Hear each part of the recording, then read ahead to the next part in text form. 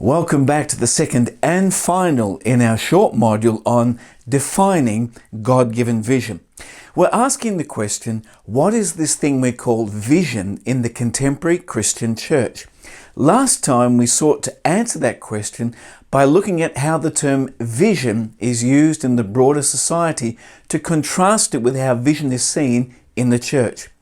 We noted that when we use the term vision in the church, we are not referring to our natural eyesight, our imagination, nor some visual experience induced by drugs or some psychotic episode.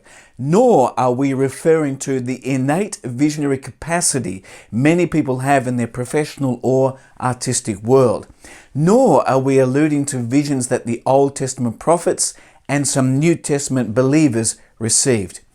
We then looked at how a number of Christian authors defined vision.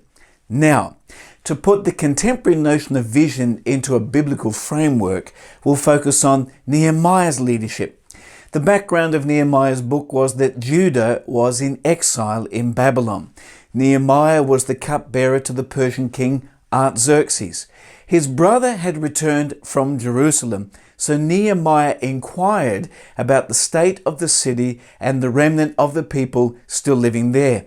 And the brother's answer was alarming. Jerusalem's walls had been broken down, its gates burned with fire, and the people were feeling exposed and humiliated. This news deeply affected Nehemiah because, in response, it says that he wept, mourned, fasted, and prayed. Sometime later, the king noticed that Nehemiah's countenance was sad and asked why. And Nehemiah transparently responded that he couldn't be happy while his father's city was in ruins. Then he boldly made the request to be sent back to Jerusalem with royal sanction to rebuild it. And in Nehemiah's own words, "Because the gracious hand of God was upon me, the king granted my requests." Based on Nehemiah's example, we discover a number of insights into the nature of God-given vision. Number one, vision is what God places in a leader's heart. 3 days after his arrival, Nehemiah set out one night with a few men to survey the extent of the damage. Nehemiah wrote, "I had not told anyone what God had put in my heart to do for Jerusalem." Obviously, God must have heard and answered Nehemiah's prayer for Jerusalem. At some point not identified in the text, God had put a vision in Nehemiah's heart to rebuild the walls of Jerusalem. And this vision would define and distinguish his future leadership and give him and his followers focus, clarity, and purpose. This is a definition of vision in Scripture's own words, what God places in a leader's heart. And the question every leader must ask themselves is, what has God placed in my heart? Number two, vision is a revelation. Nehemiah received vision as a revelation from God. It was a divine disclosure giving insight into God's plans for Nehemiah's life and leadership. And what we learn through this is that God is a God of plans and purposes, and that He reveals His plans and purposes to leaders. In theology, we believe that God knows all things past, present, and future. He has a conscious and simultaneous knowledge of everything that has taken place, is taking place, and will take place. We call this God's omniscience, which is His attribute of all knowledge, or knowing everything that can be known or will be known. Vision then is when God takes a fragment of His foreknowledge, His before the event knowledge of the future, and He reveals it to a leader. Vision is a revelation from the Lord of His purposes in and through a particular ministry, group, or church. Within the Lord's universal purposes for His church, written and unfolded in Scripture, vision is a divine disclosure of God's unique plans and purposes and objectives specifically designed, shaped for a local body of believers or a Christian ministry. And the scripture is filled with people who received God-given vision. God gave Noah the vision of an ark, and he built it. God gave Abraham the vision of a city, and he searched for it. God gave Moses the vision of a promised land, and he led the people to its borders.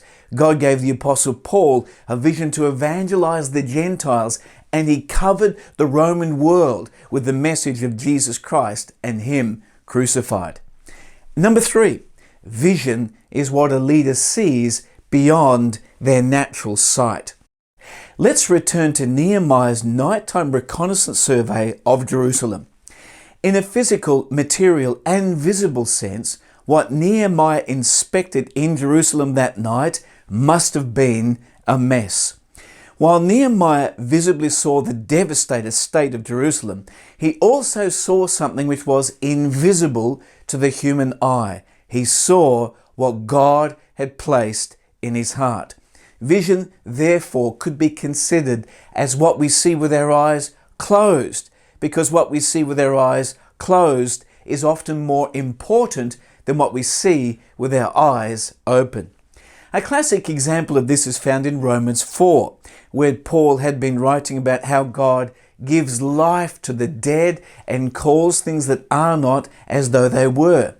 And continuing his theme on Abraham's faith, Paul mentioned that Abraham faced the fact that his body was as good as dead and that Sarah's womb was also dead.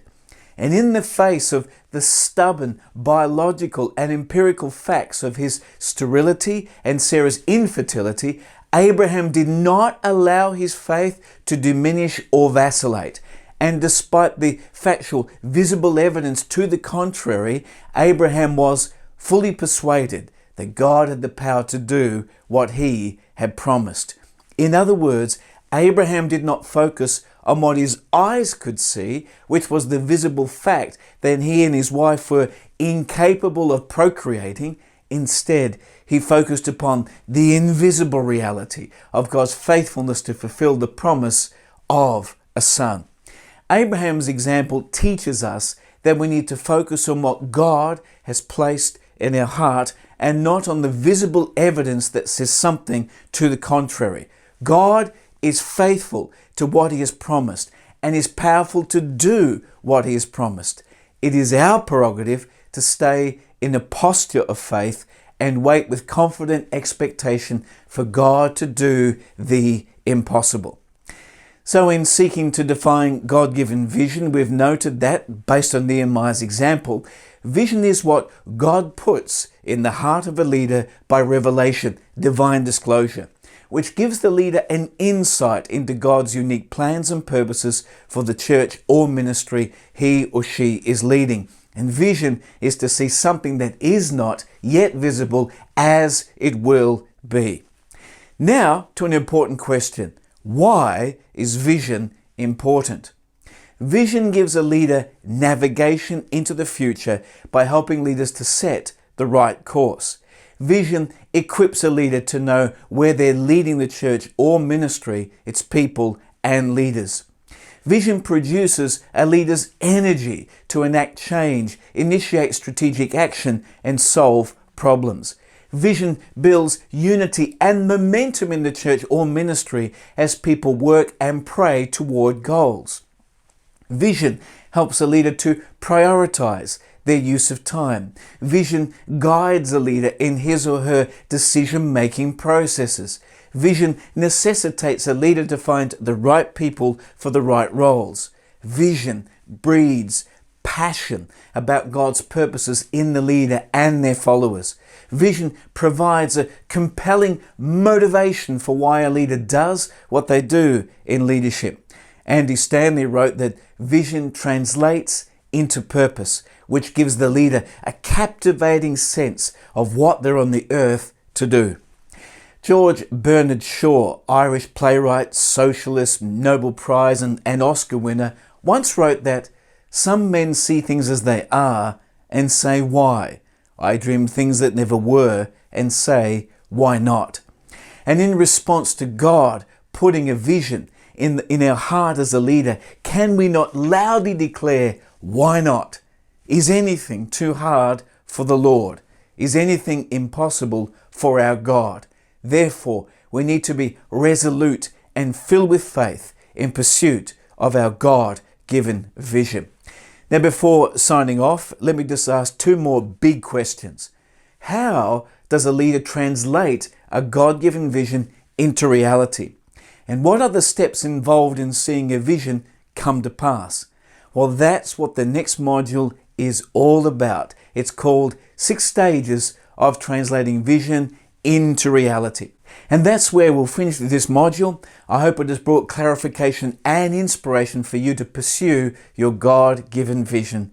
God bless.